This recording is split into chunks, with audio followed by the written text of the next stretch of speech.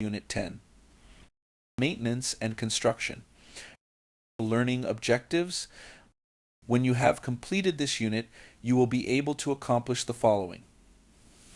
List kinds of maintenance procedures and summarize steps to increase energy efficiency. Explain the duties and responsibilities of various maintenance personnel. Discuss the components of a cost-effective maintenance program. Describe issues concerning construction activities. Overview. Maintenance is a continuous process of balancing services and costs. The manager must work to please the tenants and preserve the physical condition of the property while minimizing operating expenses and improving the owner's margin of profit. Efficient property maintenance demands an accurate assessment of the needs of the building and the number and kinds of personnel that will meet these needs. Staffing and scheduling requirements will vary with the type, size, and regional location of the property, and the owner and manager should agree in advance on maintenance objectives for the property. In some cases, the most viable plan may be to operate with a low rental schedule and minimal expenditures for services and maintenance. Another property may be more profitable if kept in top condition and operated with full tenant services because it can then command premium rental rates. Specific maintenance requirements of each major classification of property are explored in later units. This unit outlines the basic procedures for a sound maintenance program. Basic maintenance procedures. Learning objective, list kinds of maintenance procedures and summarize steps to increase energy efficiency. The successful property manager must be able to function effectively in different levels of maintenance operations. Routine maintenance, preventive maintenance, corrective maintenance, new construction maintenance, deferred maintenance, routine maintenance. Regular housekeeping chores are the most frequently recurring type of maintenance. For most multi-tenant buildings, residential or commercial, the common areas and the grounds around the buildings must be cleaned and patrolled daily. Cleaning and housekeeping should be carefully scheduled and controlled because costs can easily become excessive. A major operating expense, routine maintenance, can consume as much as 18% of the budget in commercial properties, as certain tasks like vacuuming elevators must be done several times a day. Other routine tasks, such as cleaning gutters and windows, are performed less frequently. Preventive maintenance, regular maintenance activities and routine inspections of the building and its equipment should be scheduled on a predetermined basis. A good example of preventive maintenance is replacing air conditioning filters on a regular basis or having the furnace inspected and tested at the beginning of the heating season. These inspections will disclose structural and mechanical problems before major repairs become necessary, hopefully eliminating or reducing corrective maintenance costs. Corrective maintenance.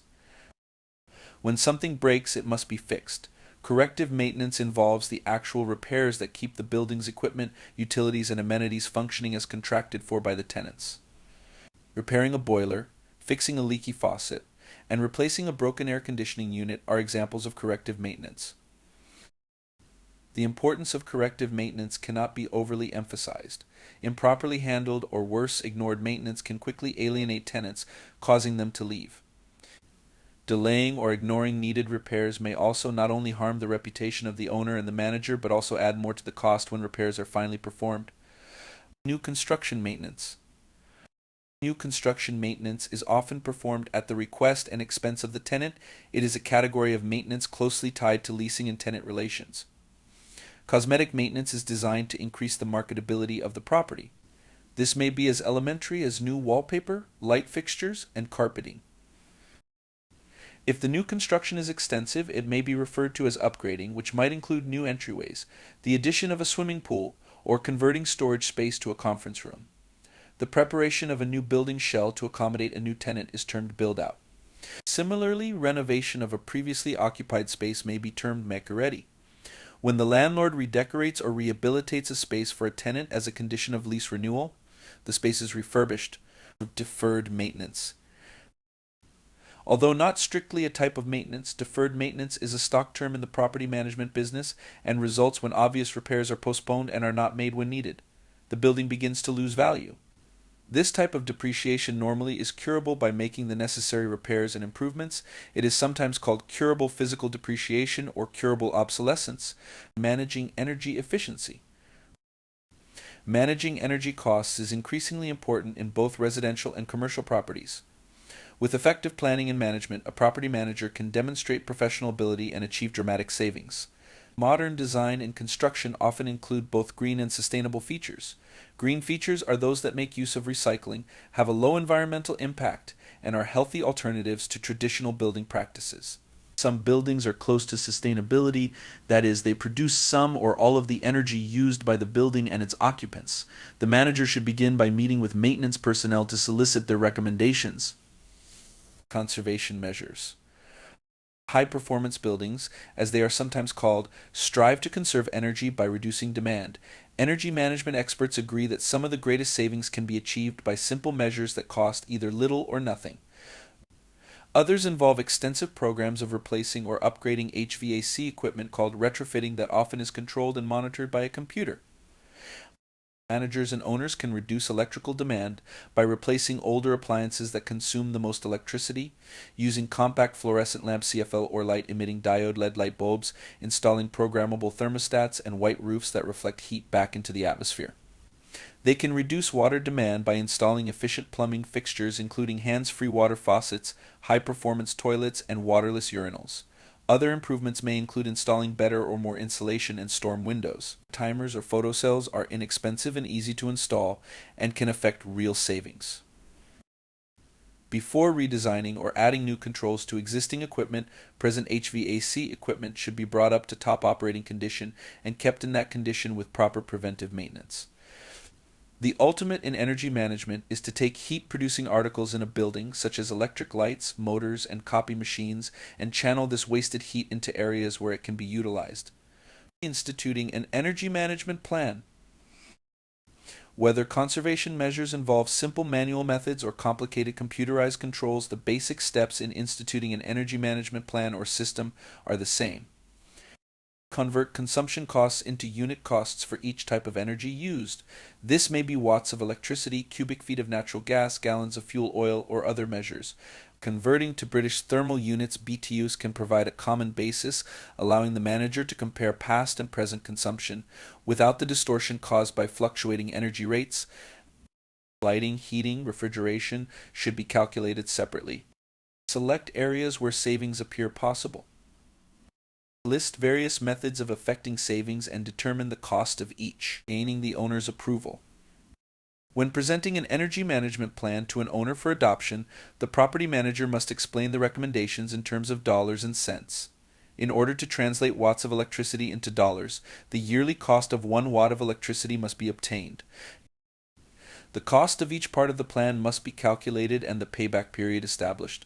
Labor savings must be expressed in worker hours and worker days, again with savings set out in dollars.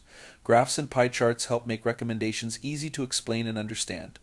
Life cycle costing. The cost of the equipment over its entire useful life, or life cycle costing, must also be considered.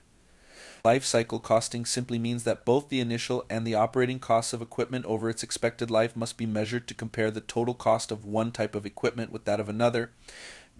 Often a higher-priced energy-efficient appliance may be the least expensive product because of its lower operating costs. If the property is covered by an investment tax credit, which varies according to the type of personal property, this must also be considered in life cycle costing. The manager should consult with a knowledgeable accountant. Maintenance personnel. Learning objective explain the duties and responsibilities of various maintenance personnel. The property manager and maintenance personnel.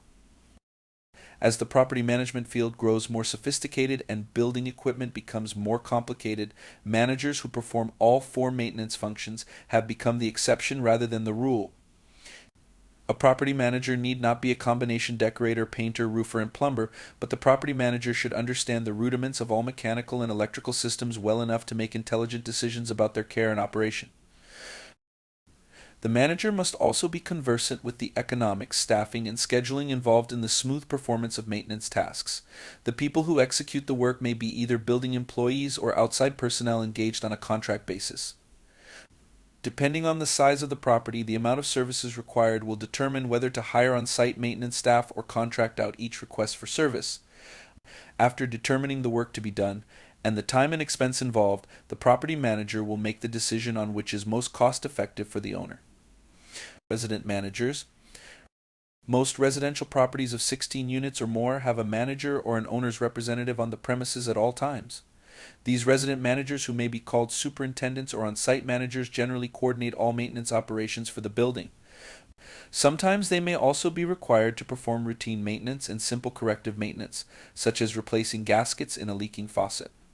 Although a resident manager's responsibilities increase with the size of the building, this individual should report directly to the property manager. A single property manager can stay abreast of the maintenance needs of several large buildings without becoming bogged down in the daily operating routine of each by regularly reviewing the reports submitted by resident managers. However, the property manager should still periodically visit each building to gather information on necessary maintenance and repairs and to discover where operating costs can be cut. On-site maintenance staff. For most multi-tenant buildings, minimum personnel requirements should be studied carefully to make sure that the full-time staff is large enough to meet the routine maintenance chores of the building. Understaffing can be just as expensive as overstaffing. Poor building maintenance will downgrade the premises, and when displeased tenants vacate, rental income drops. Local union membership policies will also affect the composition of a building's maintenance staff. Semi-skilled janitors, skilled general maintenance engineers, electricians, plumbers, and so on belong to different unions, and union rules generally prohibit the hiring of non-union workers. Therefore, when hiring a permanent building staff, the manager must consider the possible expense and inconvenience that might arise from mixing union and non-union workers or members of competing unions. To avoid future misunderstandings, each newly hired employee should be shown the specific job responsibilities at the premises. Simple job descriptions listing the employee's various responsibilities can be helpful during the orientation period. The manager will want to stress that each employee represents the owner, so members of the building staff must be pleasant, businesslike, and neat. Many knowledgeable managers provide service uniforms for maintenance personnel to enhance the prestige of the building and to strengthen employer-employee identification among the maintenance team. Contract services. Services performed by outside persons on a regular basis for a specified fee are known as contract services. Managers who represent several different owners, especially of scattered, single-family dwellings, will contract repairs on a case-by-case need basis. This simplicity enables the owners to be billed only for services performed on their buildings. The terms of the management agreement often set a ceiling on the service contracts the manager can execute without approval from the owner. Before entering into any service contract, the manager should solicit competitive bids from several local contractors. If appropriate, the manager can then compare the cost of contracting out with the expense of using on-site personnel. In many situations, window cleaning, refuse and snow removal, pest control, and security are services that usually can be performed more efficiently and less expensively by outside contractors. Contract services. A contracting firm's references and work history should be checked out before it is hired. In fact, bids should not be solicited from contractors who have not been qualified in this manner. Part of qualifying a contractor is to verify that the contractor will maintain liability and workers' compensation insurances during the performance of the contract. The manager should obtain certificates of insurance that specify that the owner and manager are named as additional insured on the contractor's policy. The manager will also want to know whether the firm's employees are bonded and whether it has the necessary licenses or permits. For the protection of both the manager and the owner, service contracts should always be in writing and contain a termination provision. The latter stipulation becomes important if service is not satisfactory or if the property is sold or destroyed. Before any payments are made to outside contractors, the manager should obtain mechanics lien waivers or labor and material releases. Although different names are used for these documents, the intent is to provide proof that the work and materials were paid for and that the contractor paid the subcontractors. Hiring and firing maintenance employees. The approval of hiring and firing employees should be under the control of the property manager or the owner's agent and not left entirely to the discretion of the resident manager or superintendent. Nevertheless, the property manager should welcome the resident manager's opinion of the prospect's integrity, industry, and skills during the hiring process. The same is even more critical when termination is involved. Each applicant for a maintenance position should complete an employment application. The appearance, demeanor, motivation, experience, education, reliability, and performance capabilities of the prospective employee should be the overriding factors. In addition, past employment references are important and should be checked. If a negative reference is received that contradicts the manager's evaluation of the applicant, the manager should try to determine whether a personality conflict caused the unfavorable report from a former employer rather than the capabilities of the employee. ADA compliance. The Americans with Disabilities Act applies to any management company that has 15 or more employees. Briefly, an employer may not ask applicants if they have a disability or inquire into the nature or severity of a disability. The manager may ask if the applicant can perform the essential job functions as described. A medical examination may be required after an offer has been made and before the employee actually starts work. The ADA does not encourage, authorize, or prohibit drug testing that is not considered a medical exam. Maintenance management. Learning objective discuss the components of a cost-effective maintenance program. A program to reduce maintenance costs is not easily engineered, implemented, or maintained.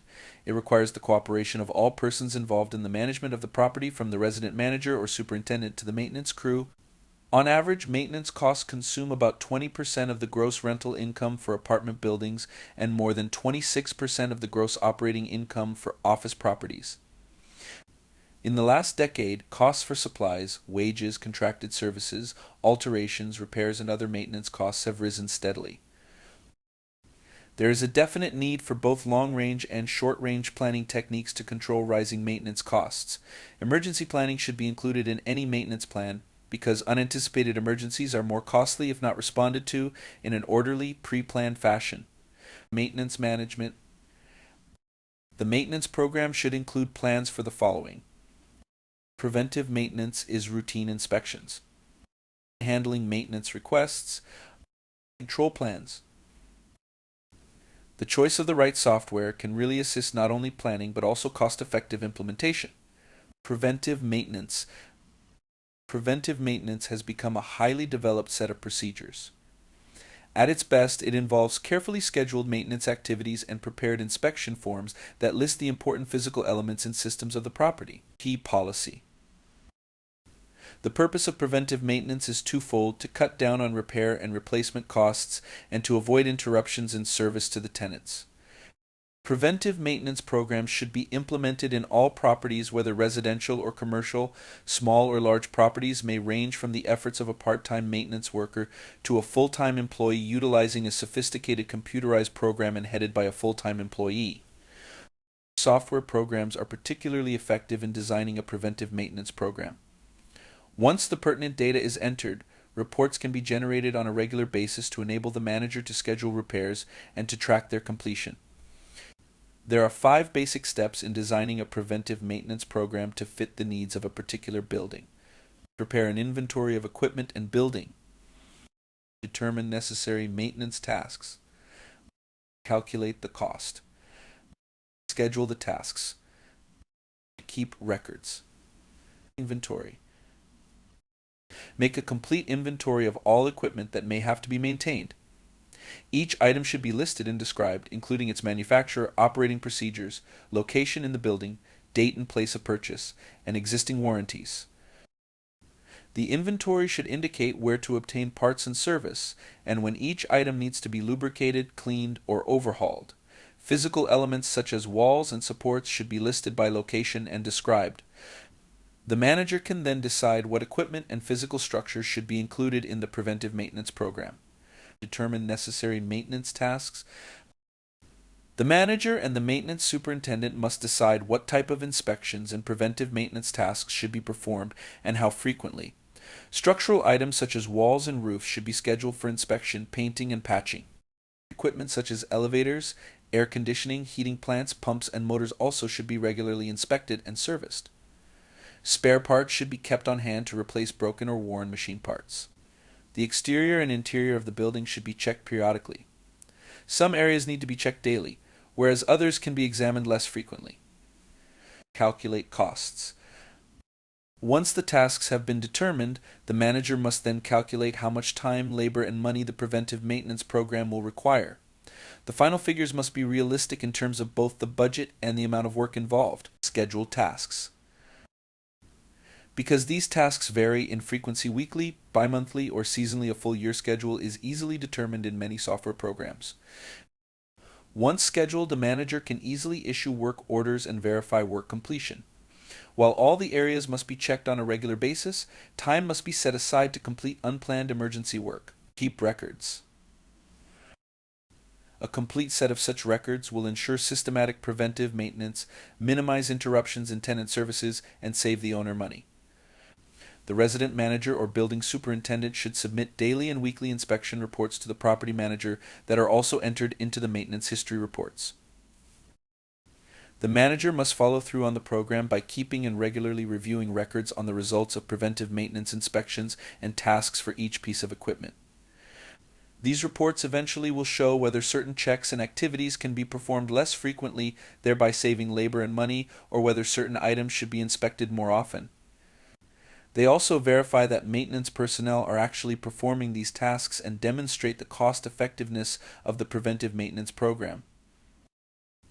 A well-designed and implemented preventive maintenance program may not show significant results or savings for 6 months to a year. However, it will ultimately pay off in terms of increased efficiency and economy of operations. Routine inspections. From a practical viewpoint, the manager's first responsibility is to be aware of the overall condition and operations of each property under the manager's care. The manager's effectiveness as a maintenance administrator depends on thorough routine inspections and on the ability to pinpoint and correct laxness in the maintenance team. In addition to reviewing the preventive maintenance reports, the property manager should conduct spot checks and a tour of the premises, preferably once every 4 to 6 weeks. These inspection trips allow for a more extensive check of the systems, equipment, and condition of the building. Seasonal checks of the building's roofing and weatherproofing should be included in inspections. Maintenance checks should be a routine procedure to find small problems before they get worse. The inspections are more comprehensive when the manager brings along checklists of the building features to be examined. If the checklists include the names of the maintenance personnel employed by the building and the tasks for which they are responsible, the manager can also rate the performance of building employees while touring the physical premises. The inspection checklist can help the manager explain to the owner any recommendations for repairs or replacements, in addition to explaining expenditures that are made for maintenance service and repairs.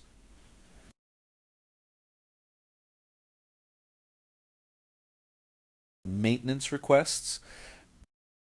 The property manager should tell all tenants to report problems and maintenance needs immediately to the management or building office, preferably in writing.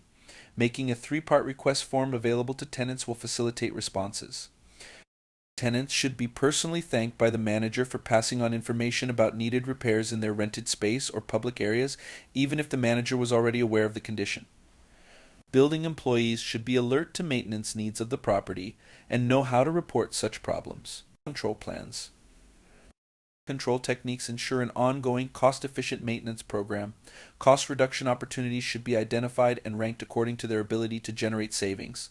Procedures for initiating work orders, timekeeping, control of materials, work scheduling, and control reporting then can be reassessed in light of new data gathered during the cost reduction analyses.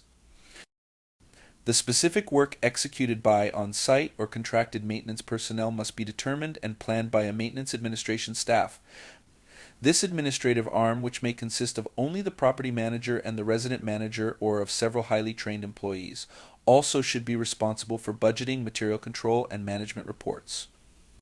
Detailed plans are the foundation of effective maintenance supervision. Action plans should be designed for all repair, housekeeping, and construction tasks that maintenance personnel will perform. Although the degree of detail included in the advanced planning program will vary from building to building, the more control the administrative arm exerts, the more effective and cost-efficient the actual maintenance program will be. Short-term plans. Redecorating, landscaping, and supplying stocks offers short-range opportunities to exercise cost control. Careful planning in these areas will result in a small but immediate reduction in expenses. Bulk purchasing of supplies, also known as volume buying, is one of the most effective cost control tools available to the manager. In some cases, it has increased the margin of profit on a property by as much as 3.5%. In order to buy in large lots, the manager must have storage space for at least a 6-month supply of goods. An accurate inventory system enables the manager to identify items that are used infrequently or that have a short shelf life. These supplies should not be purchased in bulk, but rather as needed. Security measures must be instituted to protect valuable stock from theft. One company solved the problem of expensive central control by maintaining small stocks of frequently used items at the offices of resident managers. Another way to deter theft is to purchase liquid supplies in drums and issue only the amounts needed for a pending job. Another system is known in other industries as just-in-time inventory, that is, ordering just what is needed, when it is needed. The success of JIT inventory depends on reliable and quick resupply. The cost of frequent inventories, supervision of issue, and other security measures necessary with large stocks has to be measured against the higher cost of smaller purchases. Computer software can simplify these tasks. Long-term plans. The first step in long-term cost control planning is to identify opportunities to save on operational expenses. The property manager should study the functional alternatives for the property's major mechanical and electrical systems and examine ways to save on maintenance, labor, and wages. For example, it might be less costly to hire a handyman instead of a janitor. Although the salary for the former is higher, the extra expense is justified because the versatility of the handyman saves the wages that would otherwise be paid to contract personnel for repairs and other jobs. Fuel and utility consumption costs, a large part of most properties' operating expenses, vary widely. The cost of running a heating plant and maintaining its equipment should be monitored over a period of time. Representatives of utility companies can provide helpful information on types of service and ways of decreasing utility costs. Information required to handle maintenance requests. Even the simplest maintenance plan should touch on 7 basic points. Scope of the job. Location of the job. Job priorities. Method to accomplish each job. Materials needed. Number of personnel. Hours of work performed. Scope and location of the job. The scope and location of the job should be accurately described. The instruction to replace the grounding wire for the TV cable in 3C is much more explicit than fix the TV cable on the 3rd floor. The maintenance crew sent out to perform the job will be able to determine in advance where they will be working and what tools they need for the job. Job priorities. The administrative staff should determine and assign job priorities. The sequence in which the work for the day, the week, or the month is to be performed should be specified. Immediate problems such as a broken water pipe or window absolutely take precedence over routine service checks and minor difficulties such as a leaking faucet. Method to use and materials needed. The maintenance plan should also specify the best method of accomplishing each job. From this information, the administrative staff can determine the materials needed to complete the task and can have the appropriate supplies on hand. Employees will also recognize in advance the special tools, equipment, and safety requirements for a particular job. Personnel and hours needed. To schedule maintenance crew time efficiently, the administrative staff should study all foreseeable jobs as far ahead as possible, the number of personnel required, and the hours of work that will be needed. Naturally, the scope of the job will dictate how detailed the data will have to be. Appropriate and realistic allocations of time and personnel should result in effective job performance at a reasonable cost, thereby avoiding tenant unrest due to inadequate service. A well-planned maintenance program also protects the profit position of the owner by holding tenant turnover to a minimum and maintaining the physical integrity of the property. By skillfully assessing and balancing service needs and maintenance costs, the manager works for the mutual benefit of all concerned parties. Key policy. The key to successful maintenance is identifying what needs to be done, who is doing it, how much it costs, and whether the job was done right. It is useful to approach maintenance management from a customer service perspective rather than from only an engineering point of view. Tenants value quick responses to their requests. Nevertheless, unlimited repairs and maintenance can quickly drain the financial coffers. Choosing computer software. Software programs are the obvious solution to assist the manager when scheduling requested repairs, tracking time and cost of repairs, and scheduling regular preventive maintenance. Not all programs offer the same capabilities. Managers should determine how the software deals with any of the following situations. Handling temporary one-of-a-kind work orders. Scheduling work orders. Retrieving work orders and reports. Special requests from tenant. Tenant responses to promptness and quality of work. Voicing for work done. Scheduling work orders. Ability to bill back charges to tenants. Paying vendors. Tracking costs of repairs. monitoring workers' performance and pay, itemizing inventory and equipment, integrating maintenance information to the financial reports, such as the general ledger, accounts payable, accounts receivable. Additionally, many programs monitor work orders through completion with continually updated inventory of supplies and materials. Some provide a module to identify inventory building and unit assets, such as stoves and refrigerators. Also useful is a database for purchase records, warranty information, maintenance contracts, and depreciation schedules. Some programs integrate budget control and purchase order modules that facilitate site purchasing and expense control. Fixed asset management becomes easier because the data allows the manager to decide when to repair and when to replace. Construction activities. Learning objective describe issues concerning construction activities. Contracting for new construction alterations. Construction activity stemming from tenant requested alterations determines the hiring policy. If substantial tenant required alteration is a regularly recurring event, as it often is in industrial and commercial space, a permanent staff of professional carpenters, electricians, and plasterers might prove more cost-effective and efficient than using outside contractors on a steady basis. On the other hand, if a building's leasing policy is such that units are seldom restructured for tenants, then a full-time crew of experienced construction personnel would not be justified. In this case, it makes sense to hire outside contractors for major construction jobs and for smaller buildings that cannot bear the expense of a permanent staff. New construction is sometimes required to protect the value of the property, improve its net income, increase its marketability, or meet the specifications of its tenants. The basic construction of a new building, especially a commercial one, often includes only the shell and the heating, ventilation, and air conditioning HVAC systems. When space is rented, significant alteration is needed, both up to and beyond the building standard. Typically, the owner pays for improvements up to the building standard. The tenant pays for more extensive alteration and renovation, but such work is often arranged and handled by management as a convenience. Building conversions. Property managers also may be in charge of a building conversion, which often entails considerable remodeling and perhaps some new construction. Loft conversions are increasingly common. Lofts are so named because their interior floor space is not specialized. Each floor is a single open area, divided only by the support columns for the building. Many loft structures are architectural nightmares and suffer from the dual woes of deferred maintenance and functional obsolescence. However, an imaginative professional manager in charge of this type of property can successfully convert it to one of several uses. Lofts that are situated close to the downtown business district are the easiest to adapt to other uses. They can provide low-cost office space for businesses that do not need prestigious quarters for client reception. In other instances, particularly with high-tech startups, lofts can be the most fashionably chic spaces in the newly developing area of a city. Businesses requiring inexpensive facilities for large numbers of employees or for storage of materials may be able to use converted loft space. Some loft buildings in prime locations have been successfully converted into condominium apartments, shopping malls, restaurants, and bars. This conversion to a new use has been termed adaptive reuse. Regardless of the approach adopted, substantial capital is needed to convert or adapt a neglected building to meet new tenants' needs.